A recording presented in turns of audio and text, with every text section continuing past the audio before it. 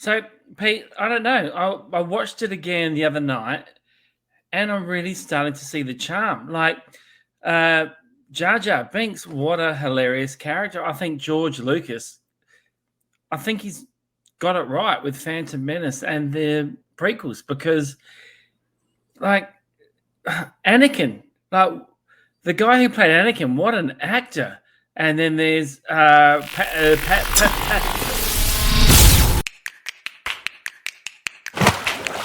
Hello and welcome to the Superpower Dead Eye team. I'm Peter. And I'm Rick, and today we're reviewing the 2015 film Turbo Kid. Peter, I think this is one of your picks. I just remember seeing like the poster on the streaming sites that comes up as a title card, and I looked at it and I thought it was like a kids movie, like it looked like a family sort of silly kids movie, and I thought that it was Lee Majors on the poster with an eye patch because I knew he'd done the Ben 10 movies. I don't know if I was watching if it was a Red Letter Media or something like that. It was something that mentioned this cult movie Turbo Kid, so I thought I'd have another look at it. Not what I expected at all. It was definitely not a family movie. Very entertaining, and it had some very silly gore in it, which I enjoyed a lot. So I heard Turbo Kid, and my mind's gone to something Jingle All the Way, the Arnold Schwarzenegger kid, and they were chasing after some sort of sought-after toy, which might have been Turbo Man. Anyway, so that's where my mind went to. But then I watched this, and oh my god! So it's an apocalyptic set movie set in 1997. It follows our hero, the Kid, who is basically just a scavenger going around collecting bits and pieces from the remnants of the past. We meet our main character at the start. He goes on his adventure and meets up with people along the way. So there's a early scene where we're introduced to the arm wrestler guy. The whole setup, he looks like he's dressed up as Indiana Jones. He's like, they're doing the arm wrestle. He's wearing the hat and he's got the head down so you can't see his face. Yeah. And the other guy looks like the guy he's arm wrestling looks like he's dressed like the bad guy from Temple of Doom. He comes across this really upbeat female character who like just seemed impossibly happy. Yeah, so she was. But that was screaming and things, and you find out why she's a bit quirky later on. Yeah. And then they sort of come together as a group, Wizard of Oz style. I don't know.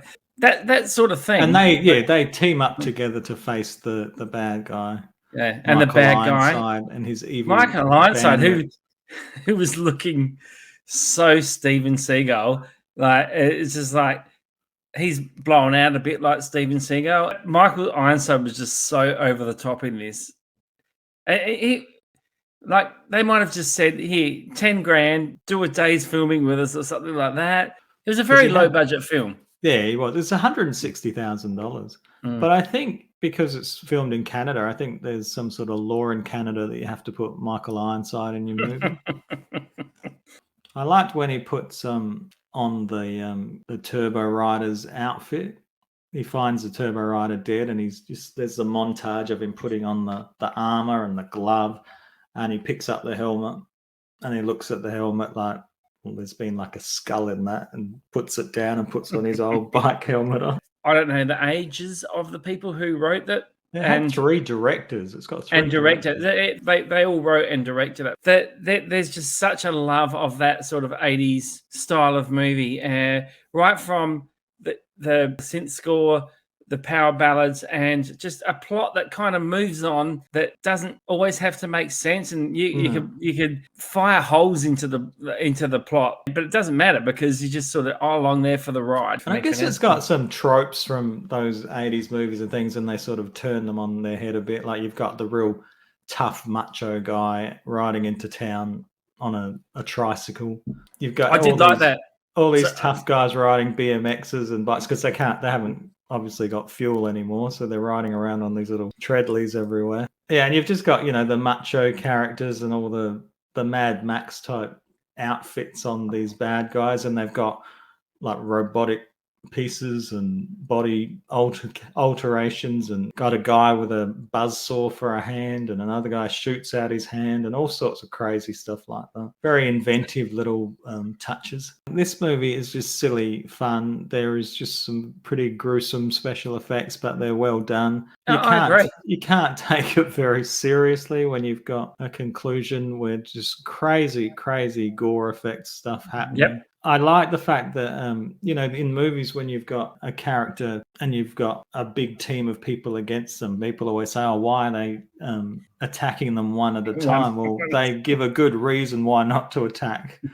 at the same time in this movie. But yeah, it's just silly. It's low budget. It's low budget, but the low budget actually helps it achieve that sort of 80s style movie that we thought were big budget at the time. Yeah. It's definitely a B. It's a B movie for sure. Yes, absolutely. But it's got a good heart in a way, and it's just a lot of fun. And it's unexpected fun if you have no idea what you're getting into. If you grew up in the 80s, this is such a good homage to everything you watched in the 80s, and it compacts it into one film. Got the gore of a Mad Max or a it's much more gory than Mad Max, I think. Yeah. But in a ridiculous way. Yes, that's right. Over the top sort of gore. It's enjoyable. It's fun. It's silly fun. But if you don't like the sight of blood, you probably won't enjoy it. Is it successful as a film? I liked it because I could see hints of what I grew up with. But as a complete film, not sure. Probably wouldn't be considered high art or cinema. I thought it was a lot of fun, and I really enjoyed it. Well, I was comparing it to an Adam Sandler movie. It's high art.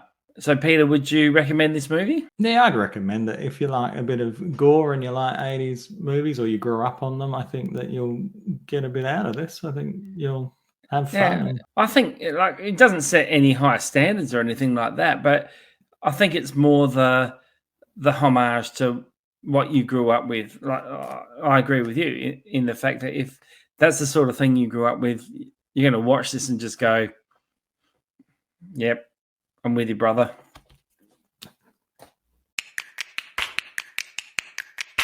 Thank you for watching the Superpower Dare Die team. If you enjoy our videos, please like them, please comment on them, and please subscribe to our channel.